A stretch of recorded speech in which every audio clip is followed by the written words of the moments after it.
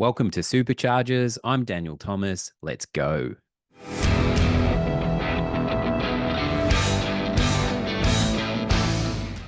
G'day, guys. Thank you so much for tuning in. My guest on this episode is Marty Cornish. Marty is a dynamic entrepreneur, an athlete, and a mental well-being advocate. His diverse background in military service, ultra marathons, and business epitomise resilience and determination. It was great to chat to a fellow like-minded Aussie and have him share some pretty cool insights. Enjoy this one, guys. Let's do it.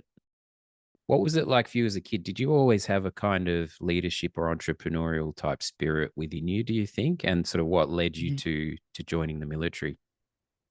Yeah, see, I was 23 when I joined, and I had a bit of a rough or unstable childhood, but I was very entrepreneurial, like the kid with the lemonade stand, selling CDs, back when PlayStation games. So I don't, and I believe a lot of that came from my environment where I grew up, in housing commission. Um, so I feel like that kind of fueled me to try and break the cycle.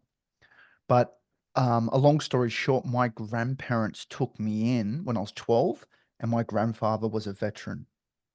So that Interesting. inspired me to, yeah. But so they took me in because I was living, my stepfather was very heavy into drugs, and, so I can talk about that stuff if you like. And Um, I can relate to the housing commission thing. I spent part of my childhood in housing commission, and I remember I just remember not feeling very safe. Like I heard I mm, heard a fight break out with my neighbors when I was like, really young, like 7 or something, and I just like peered over the balcony and just saw like the biggest punch on essentially that like yeah, a really hardcore like fight, and just the nature of the place, like the concrete, and it was a place that was made to take a beating. It wasn't a place that was of any sort of warmth. And I just remember not feeling very safe. Can you relate to that? yeah. And, as you know, we're products of our environment. So you're putting like 300 people, low social economic background, all kind of trying to survive, and they just compound them together. It's Mm. it's a disaster waiting to happen. Yeah, it's a fire. It's like a firecracker. It's yeah, you're right. Throw that many people in sort of crisis together, and um, Yeah. yeah, it's a tricky issue, the social housing. But it's interesting. So the military was in your family, and I mean, it's classic. Like my dad's a filmmaker, so I've ultimately ended up following a kind of filmmaker path. We're just influenced. There's no doubt to the influence of our elders and stuff. So that makes sense. If you're sorry, your grandfather was a veteran. Yeah. Yeah, that's right. Yeah. Yep. So did you what did the military look like for you? Did you do the boot camp? Did you serve? Did you go overseas? Hawaii, but the problem, it took me a long time to kind of get over it, but I had finally got a trip to Afghanistan, but this was right at the tail end of my 4 years, and I was 27 by now.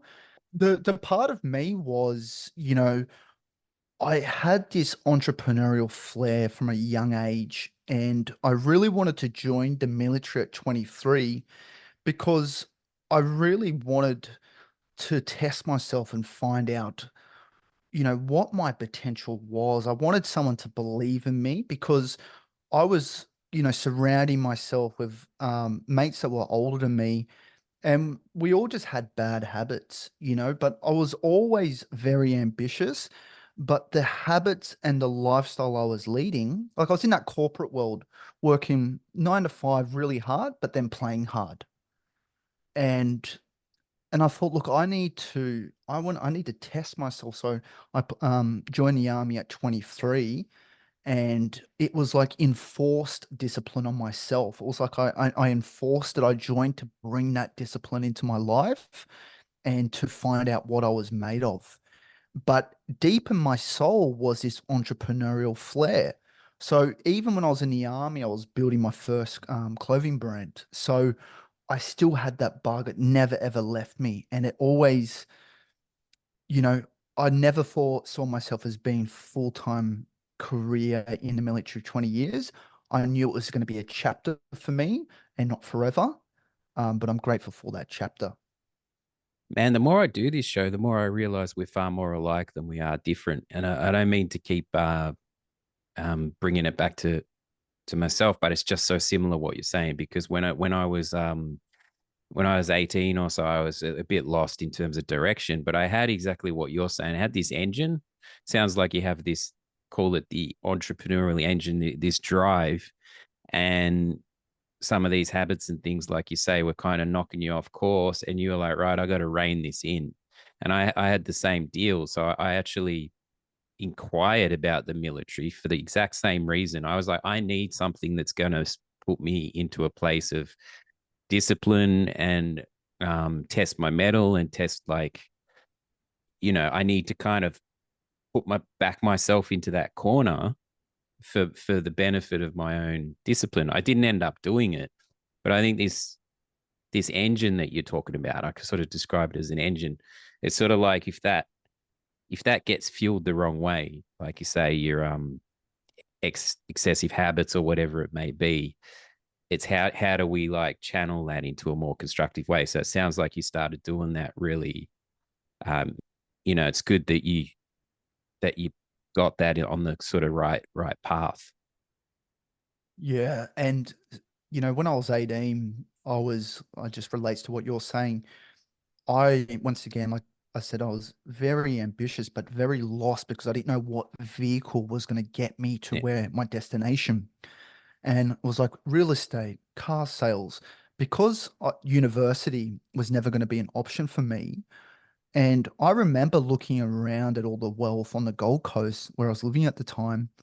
And I used to drive over Sovereign Islands, this very rich, affluent area. It's this secluded island and just absolute mansions, just in awe. And I was like, they must be a doctor. They must be a lawyer. I initially associated that everyone there probably had a degree. So then I was like, well, that's not going to be my avenue. And I was just going through trying to find a vehicle. And I joined the army and started getting into business, and that's been my journey ever since. But I can relate to what you're saying when you're in those younger years and you want more, you want to try and create some kind of life for yourself, but there's a lot of uncertainty. And that's why I'm so big today. Like when people come to me, like our clients now, we get a lot of men, a lot of young athletes coming to us and going, you know, these are my goals. This is what I want. The first thing I do is go, well, let's go over your morning routine. What are your habits? Are you out partying every weekend? Because if you're not in congruence, if you say you want this big ambitious goal, are you showing up as somebody that's worthy of that goal? And I wasn't back then. Talk is cheap. And I had a big, saying I want all these things, but my actions weren't in alignment. Yeah, so much to the doing, right? Like just yeah, that all talk thing. It's like the actions speak so much louder. um so there was some key things you took away from the military in terms of leadership, things like that. What were those? A lot to do with planning and business. Like understanding, like if you're trying to accomplish a goal or a mission, is really how that communicates back to the team, because the military is very, very good with their planning, their structure, giving orders, and also looking for potential threats as well. And I think that's like, this is probably quite amateur to some business people, but some of the guys that are maybe a bit early on in the journey, like with someone I was speaking to this week, and I used to be like that. You've got your vision and you kind of believe in it, but you've really got to look at, well, what are the weaknesses in this? And plan what's the worst outcome? Plan for that worst. So at least you've got some kind of plan or strategy in place to plan it. And being very clear, if you're trying to take this objective, sometimes I feel like we think we need all these resources, all these assets to accomplish something.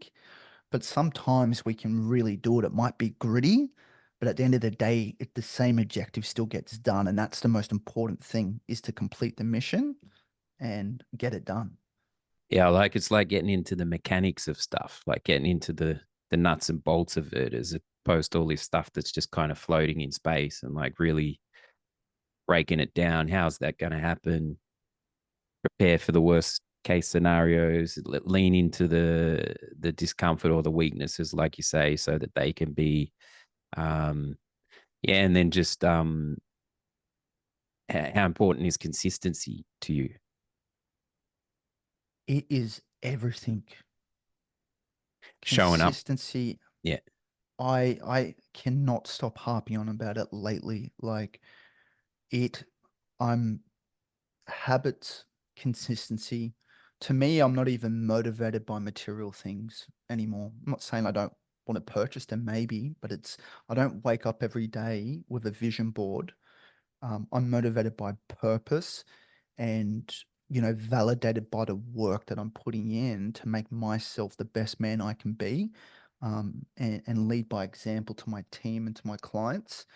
And consistency is just something I'm so heavy on, so bullish on, because, a lot of the young men and the men and that we work with, a lot of them, they're stuck and they've got all this roadblock, but they haven't had that consistent. It's about Mm, showing up day in, day out, but it's about enjoying that mm, process. It's not about the outcome anymore.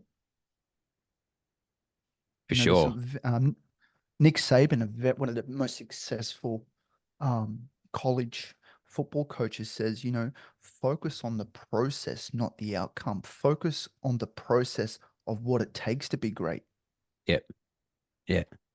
I was well, I'm not even into the NFL, but I was watching the series on the quarterbacks, and the guy for Minnesota. I loved it because he was like, regardless of win or loss, stick to the game plan. And it's like a simple thing, but he was like, regardless of the result in the game, just stick to the frigging game plan, and don't get pulled into the emotion of it. Just like keep at exactly what you're saying, and then all this other stuff, whether it be material things, could be like a byproduct of this routine. I've just realized, particularly as a creative, routines and so on can be a bit messy, when you're pursuing like an Mm. artistic life. But I've just realized, like you're saying, the benefit of a routine and a structure and a consistency and a showing up. And like you said, even without resources, like if you can write, all you need is a pen and paper, and you just got to show up with that. Show up with the pen and the paper. You don't even need a computer for that, right? Um, Mm. and Yeah, exactly. it just sounds like you have sort of a relentless drive uh for sort of self betterment, and this never stops. So it's this engine, but like you said earlier, what's the best vehicle uh for that engine? Um, how So how set are there non-negotiables for you on a daily basis in terms of how you prioritize your time?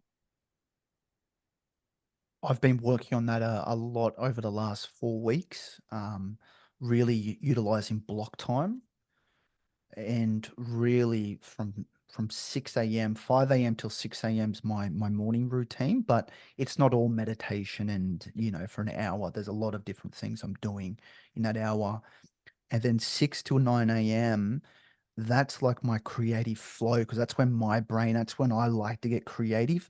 They're on the big projects that are gonna move things forward the most. Because I'm sure you can relate. After that creative part, for some people it might be nighttime, I believe. Some people might be morning.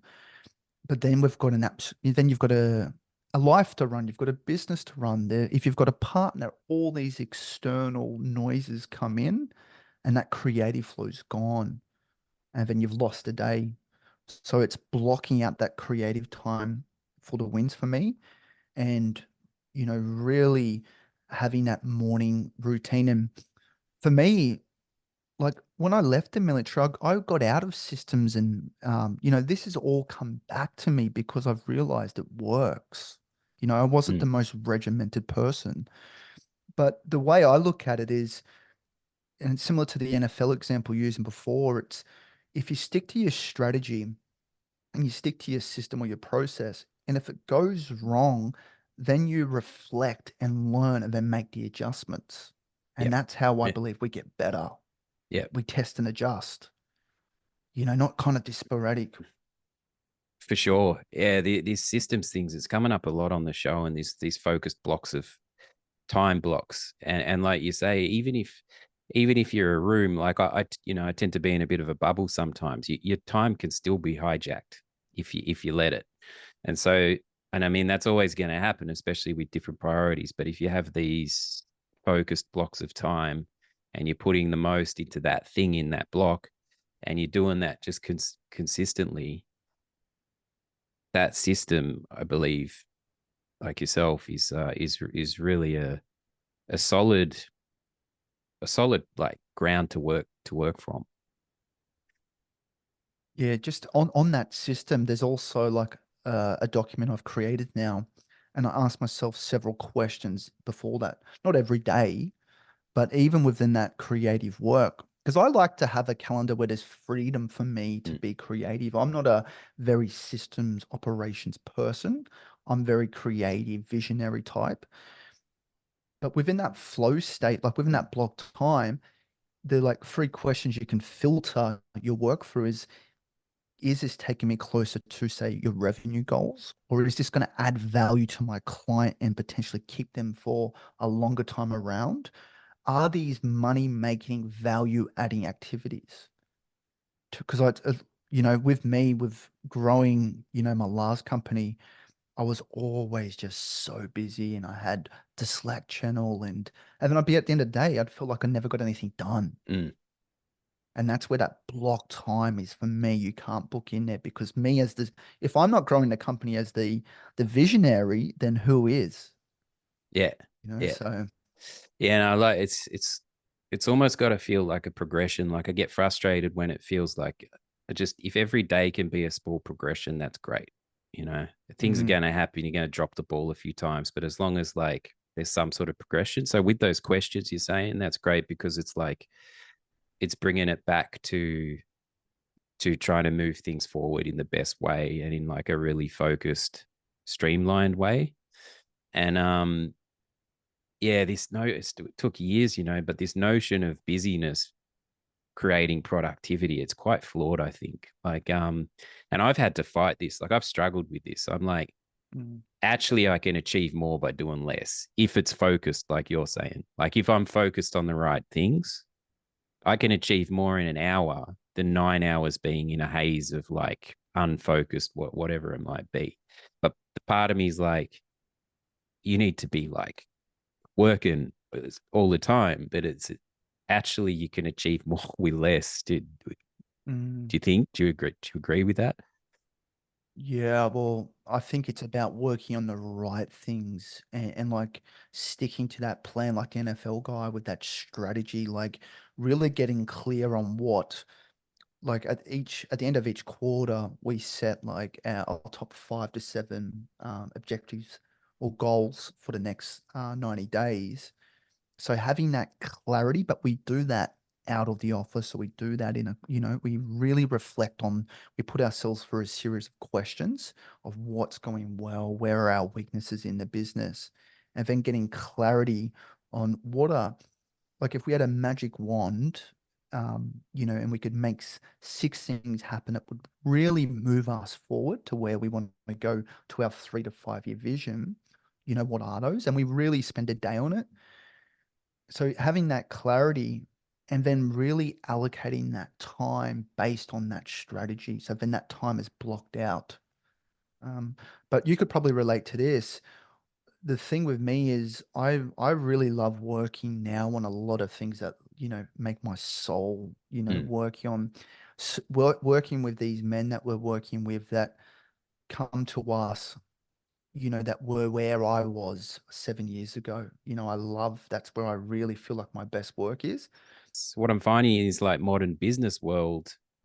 How do you establish sort of trust with clients and people? Because I mean, we're in this mode where people are just getting slammed with emails, and there's not much personal. It's even hard to get people to read emails these days. But I also understand, like, with the younger guys, that's obviously really fulfilling in terms of you're coming from a place that's been tried and tested. You've been through your own hardships. You're not just trying to spruik. When somebody's just kind of trying to spruik some motivational thing, it's like, all right, well, where's this person come from? Like, you're coming from a very backed, tried and tested place. So yeah, it must be real satisfying. Um, there isn't really a question there, but I understand the dichotomy between like customers and helping these young guys. But I just think personal connections and trust and honest, authentic connections. Even if you have 100 truer connections, that's better than 1,000 kind of faceless. Um, I think. Very much so. In marketing as well, like that being very clear on who your avatar is and what their pain points. So a lot of people I work with are struggling with confidence and developing a bulletproof mindset. Um, the young guy might have lost his first fight in the ring, and now his confidence is shot. And it's like, well, he's stuck because he wants to be a champion, doesn't want to be a world champion, but he wants to, say, compete at the Golden Gloves, and he's lost that belief in himself. So when we do our content moving forward, we're not trying to speak to everyone. If 9 people out of 10 people are all confident, that's fine. We want to reach that one guy that's struggling right now because that's who we want to serve. And that's with our messaging on our content. Everything's based around serving that person. Because we used to try and go really broad and, Mm. and it's good because you get likes and comments and, because I work with an athlete who's got a very engaged social following. And when we do the more viral reels, it brings in heaps of comments, but it's not making impact on Mm. what we're trying to do. So we're really going to start narrowing in now with our message and really communicating Yeah, it that. makes a lot of sense. This niche, really specific, um, narrowed focus that the broad thing can, for sure. It's a tradition on the show to have guests offer some kind of daily practice or challenge for listeners. I know you've already mentioned a number of things that you do personally, but for somebody who might be like really just struggling to get out of bed, does anything spring to Mm. mind? Yeah. So I will share what has helped me when I've fallen out of routine, because this morning routine, it doesn't take long. You don't need to meditate for 15 minutes, which I used to find, overwhelming because you're like, I've got all this stuff to do, your analytical brain. So speaking to that person, the first thing, if you're waking up and struggling to get out of bed, there's a chance that you're probably going for your phone straight first thing in the morning. And if you look into the research of what that does to our creative side of our brains, it really puts us in that state of fear straight away. So the first thing I do now with my morning routine is literally just take a deep breath. So no phone, nothing. And but like with the inhale, like it's all through the nose and out through the nose. But when you inhale for about 5 seconds or so, then exhale for about 7, and do it a couple times. And I've just found that just really relaxes me instead of this shit emails. Oh, I've got all this stuff. So then from there, we go. So it's one deep breath just to simplify it. So no mobile phone. That's my golden rule that I teach to people, and if they want to do their own thing. But I tell them this is what I say that works for me. No mobile phone at all for one deep breath and then one thought of gratitude. And the key for me is to find something simple. It could be, my dog, could be my family, something that's very something that just, if it was gone tomorrow, I would be very sad. So something to appreciate now. And with that gratitude, it's really important not just to think about it, but to really to feel it, to hear it, to see it. So, and then we move on to one intention. So let's say, for example, I had a big podcast with today. I want to visualize me communicating well, me visualizing adding value, me performing well to my best. And and that can be whatever task that you've got for the day, something big that's coming. And then and that's pretty much simply it. And then I'll drink about a glass of water to really rehydrate myself and have some protein. And that to me, it only takes about 10 minutes. But if you try it, try it for a couple days and see how it goes. I found big benefit for how I feel to take on the day. I love it, man. The simplicity of it, like just three simple things: deep breath. Well, no phone, because you're right. The tendency, and I reckon so many people are doing that. I do it. You open your eyes, you grab the phone, and as Yeah. soon, even if you just open a message on that phone, next thing you know, you flick something else, and you are down a rabbit hole of bad news, comparison, whatever it might be. And that, to start the Yes. day, like, I'm not denying using this technology, but again, it's like, apply systems and time or whatever. But if you allow yourself to get hijacked by that, it's not, you're on the back foot. And you're right, it can kick the body into a state of fear, which can be quite damaging. And then, yeah, you hear all these morning routines and stuff, and it's like, do this and this and this. Exactly like I said, it can be overwhelming. So to start with, phone, that can come later, breath, a little bit of gratitude, not 20 things. Awesome, like you've said, just keep it focused to one, and be Yep. really, really get into that one thing, and then set the intention, and keep that just what's ahead of you in the day. It's not necessarily, as much as you've said, planning, the 5 years is just as important to avoid being overwhelmed. Keep it in the pocket with just like one thing. That 10 minutes, just unbelievably valuable. Yeah, I've tried most more morning routines, and I found doing the longer meditations like Dr. Joe Dispenza does them for like an hour. It's just I'm just not there yet, and I don't think I'll probably ever be but I do love Dr. Joe Dispenza's work. But I just find there's really no reason why people can't. And I never, I've fallen into bad habits as well. That's why I can emphasize with this. But if somebody's struggling to get out of bed right now, um, what really helps me is a bit of philosophy and stoicism. And it's just one simple quote. Um, I'm probably going to paraphrase it, but ultimately, like, if we decide what type of person we want to be, if I said I want to be a great businessman that makes a lot of impact, that is generous, and, so once we decide who we actually want to be, then we've got to do what we've got to do to be that person. So be, if we want to achieve great things in business and life, but if our actions, like with me, I've been there where I didn't want to get out of bed. I've been in some very low points, and I'd even feel more guilty because I knew that wasn't who I really wanted to be. So then I'd beat myself up more. Mm. And I feel like you need to, what I had to do, I had to find the grit. Grit's a thing that I go over a lot. It's the grit to get back up and keep fighting, to keep moving forward.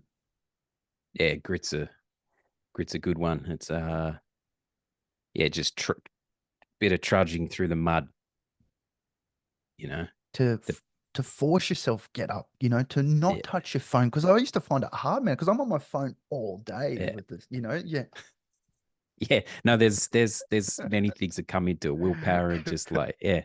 But the beauty of it is, we're acknowledging we're not perfect, right? We're not doing these fancy routine. You're saying it's awesome that you're acknowledging that these things are a struggle. Like I'm an overthinker, so to actually just like settle that busy mind, it takes work. Yeah. This is not airy fairy sort of um stuff. It's real, like that's why I love grit's like real. I got like a punk rock ethos to all this stuff. you know is there like a movie or a series or a piece of music that's had an impact on you, maybe Oh, a lot. recently, or yeah, A is there something recent, the maybe in terms of like this sort of stuff, just a film that accurately like shows somebody, or even is there an accurate military representation, or do you find films with the military are not so accurate? yeah, I don't watch a lot of military movies. I've just come full circle with the habits and like with my system, and I didn't create this system, but the one that I incorporated, I think it's really getting clear on, who I want to be and who you want to be in this world before your time's up or before you retire. Like, what do you want to accomplish? And finding that purpose. And I've really drawn inspiration from, it's been working because I've been, I hung out with an elite bodybuilder, one of Australia's best. And I've been spending time with a good mate of mine who's an Olympian, 2 times world champion. And I've noticed this pattern, different sports, whether it be CEOs or there's this relentless, and I understand not everyone wants to be relentless. It's not relentless. I like balance as well. But both of these people just want the will to win. And when you're in the corner, because they've gone through adversity, that's going to happen to all of us. But it's that will to fight, to keep moving forward when life tests us in those very testing moments. And it's really come full circle to me by having that being the man or the woman that won't break when these things in life test us. Being willing to go, you know what, I'm not going to let this break me. Because it's like even posting reels or, being creative, writing blogs. But it's like, this could be the next one that goes viral. This could be the next one. Persistence. I only fail if I don't quit. But the key for me, though, is enjoying this. And Mm. it's not like not trying to think, oh, it's meant to be a different way in my head, Yeah, is actually having purpose in it. yeah, that's a tough But one. yeah, but do you actually want a movie that I've watched recently or a But song or yeah, something? only if one jumps What out, if mate. Oh man, I listen to a lot of hip hop, American hip hop, and I was actually watching, funnily enough, Creed the other night, Cool. the Yeah, yeah, boxing movie. Yeah, yeah. yeah, Now Creed's awesome, mate. I ask it because often, art. It's always interesting how different pieces of art have different effects on people, and So I like to ask the question. But yeah, man, I'm a massive fan of boxing films because Oh, really? yeah, they Yeah. always have this. They always have this art. This arc, like whether it be Rocky or well, I even love like Southpaw with Jake Gyllenhaal Great because movie. he's not fighting for the title. He's fighting for his son, right? He's fighting for his family. That's too Yeah. cool. And one of the other classics, just Warrior, because Great movie as well. again, that's a brother story, right? It's about, and it's about the complexities within these families. So if like boxing is the vehicle, that's why I can't get enough of the boxing, the boxing films. But yeah, what you're saying about like finding out who you are, and what you want to do with your time on this short time on this planet, with a willingness to go through the mud, like we've said, getting really clear about that, and then trying to find, okay, well, so what, my actions aren't aligned with what I'm saying here. So how can I rein that in a bit, take steps towards that? I think that's an awesome like philosophy you have. Yeah, you summarized that really well in a nutshell. That is essentially the blueprint there. And coming back to what you were saying is being consistent with those habits and realizing that's the key to actually getting ahead that compounds. There is no, and it's like if people they're like, oh, I want to work really hard, to get this house or to buy this mansion or Lamborghini. But if you're broken inside, if your character hasn't, you're going to be just a broken person in a Lamborghini. Mm. That's not going to fix you. You know what I mean? Or the house. That's where healing ourselves through the process from the grid and loving, enjoying that. Like it doesn't have to be a grind. Like I enjoy going to gym, not every day, but most of the time, you know, and it's enjoying that person we become in the process. Because I was driven by ego, coming from housing commission and all that crap. Like and not going that, I wanted the fancy stuff and I did fairly well. And it was just all seeking validation from external things to try and, look, I made it out of housing commission. I've done it, which is still, I understand why I was doing that. But now, I take more pride in the man that I am, that I can, look in the mirror and be proud of the man I'm building. And I think that's the most important thing. For sure. And then you can enjoy all those things that are a byproduct of Yeah. you getting the other. There's one a mentor said it to me, but get yourself right and the rest falls into place. Like stop seeking all this external stuff. That's get yourself right, and then everything else. But yeah, no, really awesome, man. Where can people find you and the business? Right now, the best place would be Instagram. So it's just Marty underscore Cornish one. Yeah, I've had to put the one. We've got some very exciting stuff happening in what we're talking about, and I'm going to be posting quite a lot on there. And so, if anyone listens, would like to connect further, yeah, please reach out. Be great. There you go, guys. Honest ratings for the show on Apple are appreciated. If you have a guest suggestion, please feel free to reach out on my website at danielthomas.co. I'm also on social media at Mr. Dan Thomas. Catch you on the next episode.